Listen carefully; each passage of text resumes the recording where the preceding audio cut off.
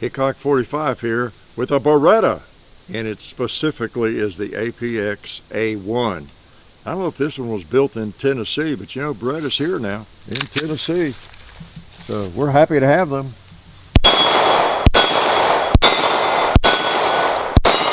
Hey, it shoots.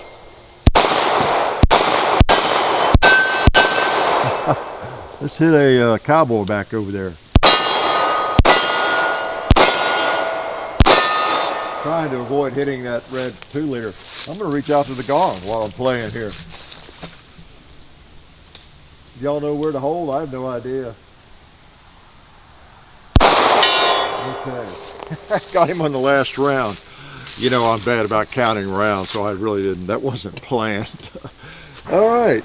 Good thing I hit it. The last bullet, leaving the barrel. So, yeah, this is the Beretta APX1. No, the APX A1, okay? That's a new version. It's a compact, the A1 Compact.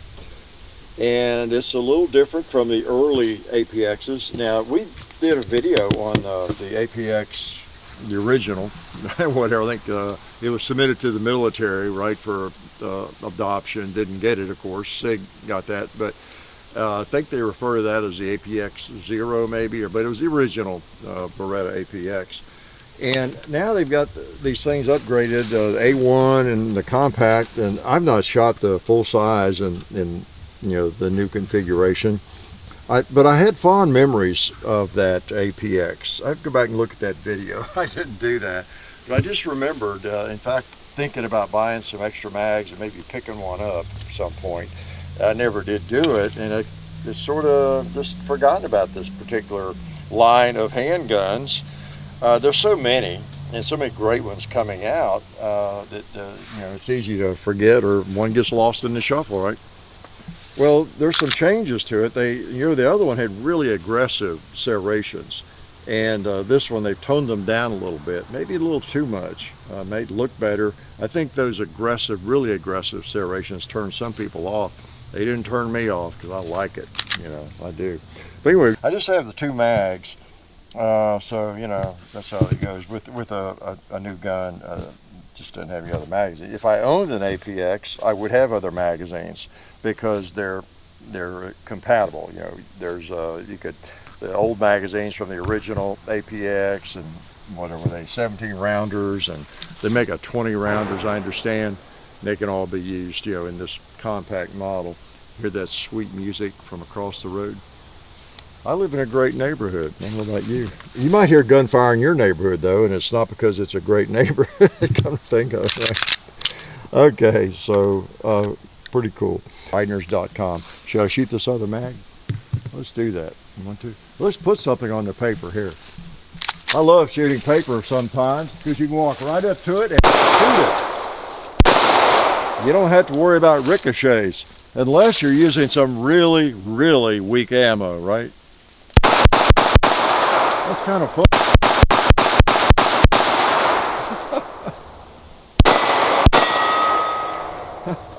Do you ever just want to do that when you're having trouble hitting the bullseye? Just walk up there. Sorry, being a little foolish today, but it's just me. So yeah, what do I think of this? That's what you pay us for, right? What do we think of it? Well, I brought out, well, here we go. Everybody's gonna get sick and throw up and get mad at me. I brought out a Glock 19. Why? Because it's kind of the same pattern, right? It's a compact polymer pistol, striker fired pistol. So is the Glock 19. So it's kind of like the old Ford F-150, you know, you got to have some baseline to compare. And so how's it compare with a gun like the Glock? And of course there's a lot of firearms in that size range, right? Well, this was a little thicker. So some of the negatives would be that. I know it's maybe less recoil because you got a heavier slide. It weighs, I think the Glock 19 is like 24 ounces as I recall. My scale wasn't working this morning, but it's I think that's a 24 ounce gun, I believe, empty. This is 27.7, so you got what, over 3 more ounces, is my math right? So it feels heavier, and it's definitely blockier.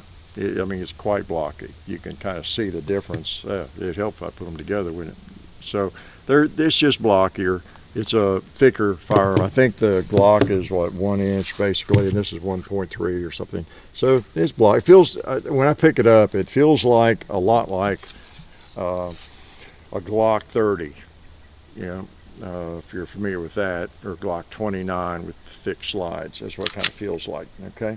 So there's positives and negatives of that. Most of it comes out on the negative side for me, because I prefer slim. It's hard to imagine a Glock being slim. We always thought, even in the 80s, they were kind of blocky and squared off, which they are, and all that kind of thing. But I don't know, the trend these days seems to be, let's make them bigger and thicker.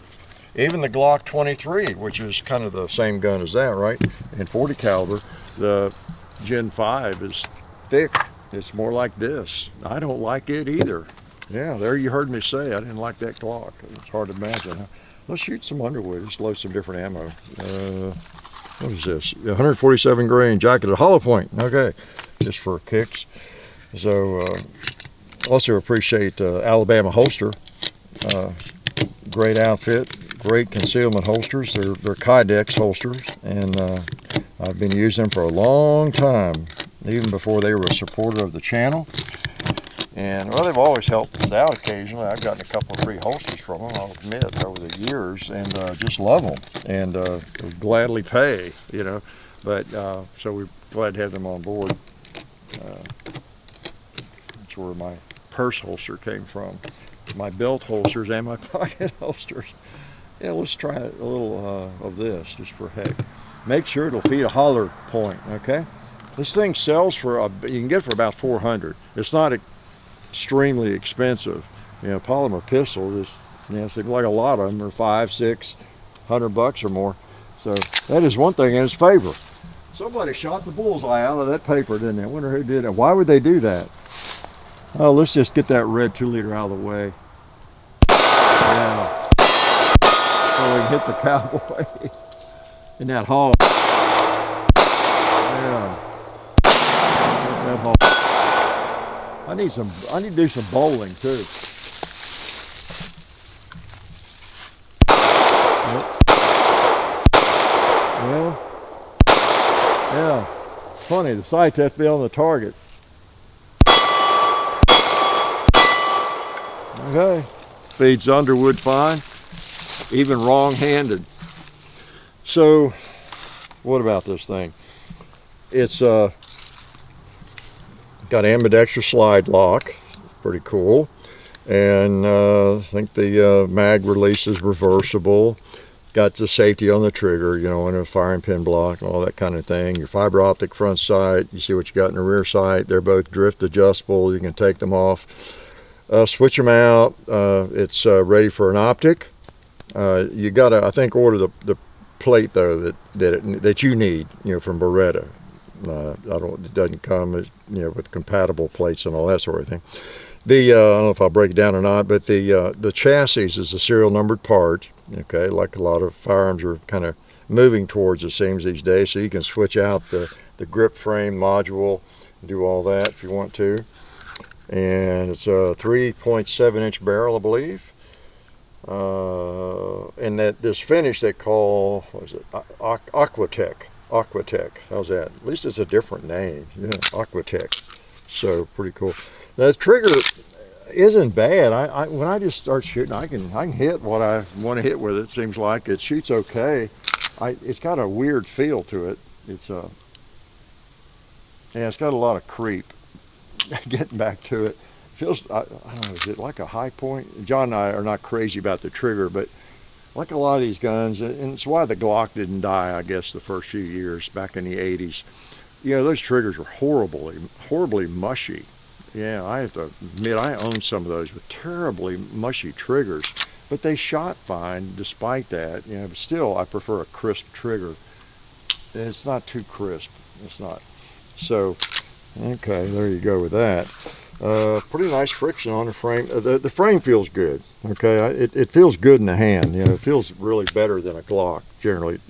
I've gotten used to Glocks. I've had a few decades to get used to them, but but they're not as ergonomic really. This feels very good in the hand. There's I think it comes with 3 back straps, you know, replaceable, which you know is kind of par for the course these days.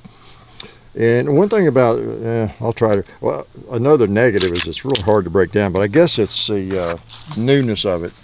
I finally got it done. I gave it to John. I said, man, if you can break this down, I'm going to be impressed, because I watched a video on it, and you're supposed to be able to push that button and then just pull this down. Well, it didn't feel like it was pushing to me. I pushed harder on it, and it's really, oh, there we go.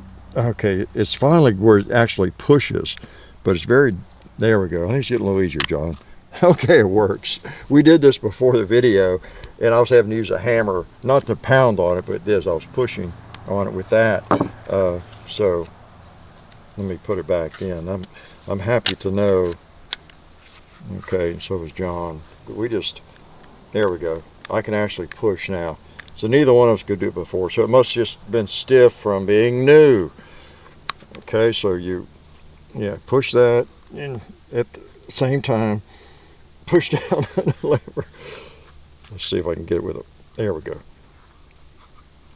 Whew. Now it's killing my, it's still hard to do, but at least I see the progress. I'm gonna do it with a hammer. I had it, why did I let it get back? There we go. Yeah, it's even easier to push down with a hammer now. And it doesn't have to be a hammer, it's just some hard plastic. I didn't beat on it, I behaved myself. Let's get it.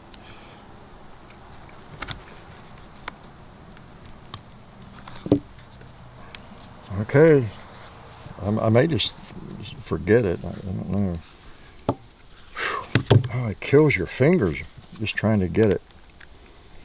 Takes everything you got to get that pushed. Okay, there we go. All right, then you pull the trigger. There we go. So there you go. There's a field strip.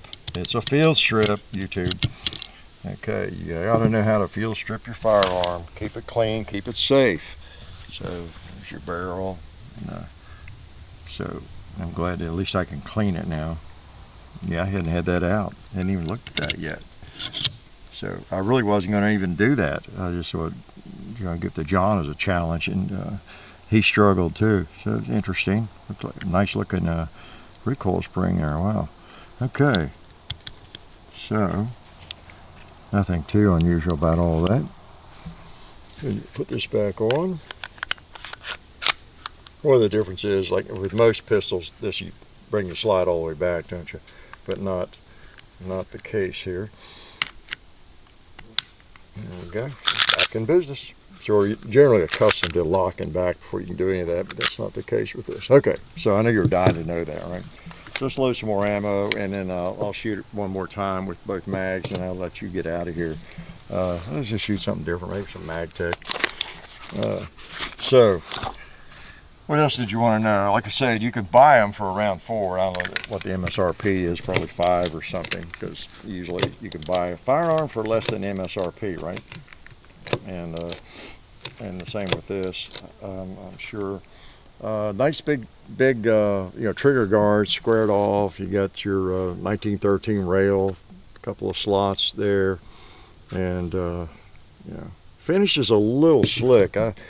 It's a little ironic in a way. That first APX was kind of famous for having great serrations, you know, like highly frictious. Did I create that word in a video? But you got lots of friction when you pull that slide back. It was not going to slip out of your hand, and they kind of changed it now, but it still works pretty well. So my biggest negative is the slide and the thickness. I never like a 9mm slide being that big. Okay, I just don't think it's necessary. And I'm all into you know, smallest gun, kind of minimal size that shoots well. I don't care if it's going to wear out after 40,000 rounds. I know that was the issue with the Glock 23 to some extent. You had to you know, you could actually shoot them to the point where they break maybe. Well, and that happened on mine. I shot many thousands of rounds and finally broke the locking block on it. But, you know, it's okay. The size and the thickness and everything, same as this one, I just liked and still like. So I'm going to give it low marks for that, for the thickness of it. But yeah, it seems to shoot fine, and the recoil impulse is not bad. So let's just shoot it some more. What we got? MagTech. All right. What weight bullet am I putting in here? Just so I'll know. 124 grain. All right. Okay, let's shoot something. Maybe something that hadn't been shot too much. I'll go out a little bit more long range, see if I can hit anything. I know where to hold. Like that. Well, let's go with the gong again. I think I was holding right on the bottom of him.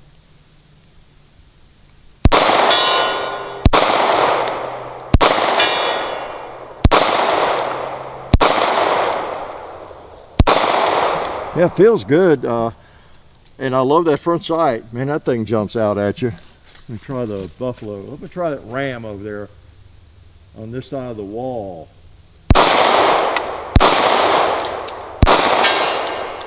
Got him, didn't fall. Did that time. Try the buffalo hanging over there. I'm not getting a good sight picture. I need to paint him black again. I can't see him. Okay. There it is. So would you want this as your combat gun? Maybe.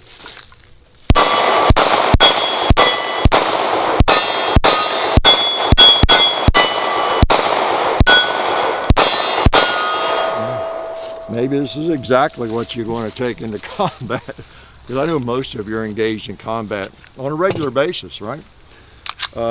You know, that's the thing. We sometimes pick apart pistols, all the little things we don't like, you know. But the proof is in the pudding in a lot of ways. I just made that phrase up. You can quote that if you want to. The proof's in the pudding. If you can pull it out and shoot, and you can hit what you want to hit, and you know the sights are good and all of that, you know, it can't be all bad. But we're going to nitpick. That's what we do, right? You know, we shooters and people that do this on a regular basis, we nitpick because there usually is something. If you, and you get pickier the more guns that you do shoot. Just that simple. Just like if you were evaluating, critiquing cars, and you're going from one dealership to the next, and every day that's what you did. You drove 2 or 3 different cars, see what you thought about it. You begin to get really picky about the steering wheel size and things that maybe some of us wouldn't even notice. You know, but anyway, just what I do, just point out what I like and don't like. And there's probably people in the audience that love a 9mm that weighs a little more, for example, whereas I don't. You know, they just would much prefer a thicker slide. You know, they hate those little thin slides on some guns like the Glock or others. So anyway, that's just my impressions. And again, it's a Beretta. You know, they ought to know what they're doing by now. I think that company started in the 1500s. I don't know if they were in Tennessee then or not in the 1500s. Anybody remember? But I know they've been around since then. And so, you know, they typically don't make junk. They might make something that's not your favorite, but they make, you know, good guns in general. So I'll let it go at that. This is the APX A1 Compact. That's what it's called. All right. And it shoots 9mm bullets just fine. Life is good. Oh yeah, that's better. This is a great gun for defense. Oh hey, didn't see you guys there. While I've got you here, I want to remind you of our friends over at Talon Grips and Ballistol. Talon Grips makes grips, can you believe it, for all different types of firearms. You can get rough texture or more of a rubberized texture. It just sticks right on there. You know, really affordable, really cool option to improve the grip for your handguns or rifles. So please check them out at talongungrips.com. You'll be glad you did. And also Ballistol. Dad has been using Ballistol for many years. It's a cleaner and a lubricant, and it's non-toxic. It works really great, and we're happy to have them on board since it's been a part of our shooting endeavor for a very long time. So go to ballistol.com, talongungrips.com, And also, while you're out there, I'm juggling all these things here. Also, while you're on the internet, please do check out our other social media like Hickok45 on Facebook. There's also Hickok45 on Twitter, The Real Hickok45 on Instagram. There's a John_Hickok45 on Instagram where I do some things. There's Hickok45.com. You can find us also on Gunstreamer. So check out all that stuff and then watch more videos.